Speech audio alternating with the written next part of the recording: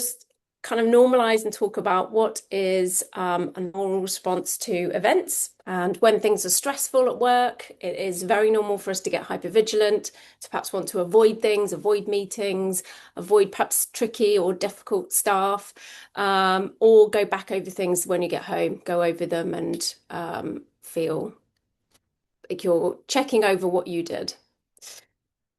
This is a nice way of drawing out the different states of activation that we can find ourselves in. So calm and relaxed is a lovely place for us to be.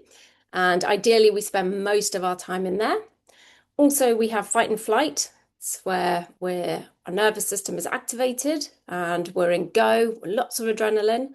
And then if things are more stressful, we might freeze or actually detach and maybe slightly numb and feel a bit more disconnected. And these are all really useful states that we will move between at different points in the day, perhaps, or in our lives, depending on what's going on. So fight and flight. This is a great state. It's really important. I often say if you go outside and you almost get hit by a bus, it's really important that your fight and flight state gets activated because you need to be anxious. That's appropriate. And then the next time you go to cross the road, you might be anxious again. And that's good because your body is telling you, your mind, body, soul is telling you, oh, watch out, be careful. So it's a great response to have. Freeze and detached, again, a lovely state. It may be that we've had a full-on day and we want to come home and be a bit dulled out, a bit numbed. It's another great state. Sometimes it can veer to more extreme where people perhaps feel like they're staying in that state a bit too long and they're feeling too disconnected. But it's a nice state that we can have and use. And then obviously calm and relaxed. We should hopefully all know that one when we're feeling really connected to ourselves and chill. So we also have these states that kind of merge in between. Actually, I don't want to start with that one. I'm just going to start with this one here.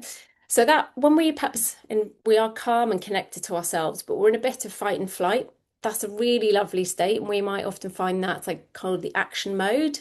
So if we're doing sport, definitely going to be in that because we're geared up, but we're in our bodies and we're feeling good. If we're going into a meeting that we're not too sure about again, we might have a bit more adrenaline and we're in that action state. Freeze and detached, that might be one where you've got home at the end of a busy day and actually, no, I'll use a different example. That might be one where you're going into a meeting and you're not feeling great about it. Perhaps you've got tricky boss or a tricky staff member and it's not feeling great, you might be in a bit more state of hypervigilance. So you're reading that person. You're not particularly engaged with your own needs because you're reading the room, you're quite vigilant, and you're attending to what you need to in that situation. So you're on alert, but you're surveying and assessing what other people need. Again, really useful state to be in. It's just really important that then at some point you come back to yourself and listen and look after your own needs. And then the last one is when we're in a very chilled state, calm and relaxed, but a little bit detached. So we probably all know this now with our phones, that double screening where you're scrolling or you've perhaps got Netflix on in the background. So you're kind of not really engaged in either, but you're in a zoned out state. Do you want to add anything to that, Izzy? No, you just explained it really nicely. There's no bad state to be in. It's just it is what it is, and you might not want to be in one of these states in certain situations, which is why we're going to go on to the next bit that we're going to do next. But I'll go back to you before we finish it. Yeah.